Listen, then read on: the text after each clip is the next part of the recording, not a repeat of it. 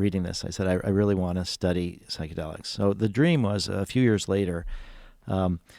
If people have seen the movie 2001 Space Odyssey, near the end of it, there's this scene where the astronaut is in this all-white room and he's on his deathbed.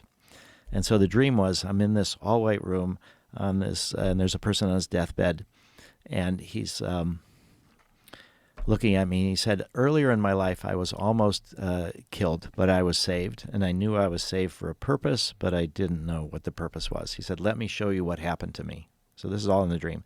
So we go, and it's in World War II. And he was a Jewish guy, and it was outside of a village, and there was all these thousands of people lined up with an open grave, machine gunned by the Nazis. Before the crematoriums and the concentration camps, they called it the Holocaust of bullets. So this guy was wounded, buried, but wasn't dead.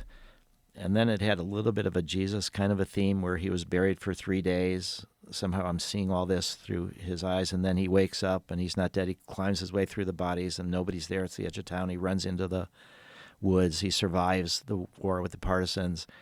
And then I see all this, and then we're back in the room, and he's on his deathbed, and he's looking at me, and he says, now I know why I was saved.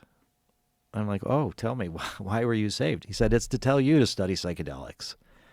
Whoa. That I want you to bring back psychedelics, that if we can all feel our interconnectedness, it will be harder to dehumanize others. It'll be harder to do this mass murder, that we need to understand how we're all more similar than different.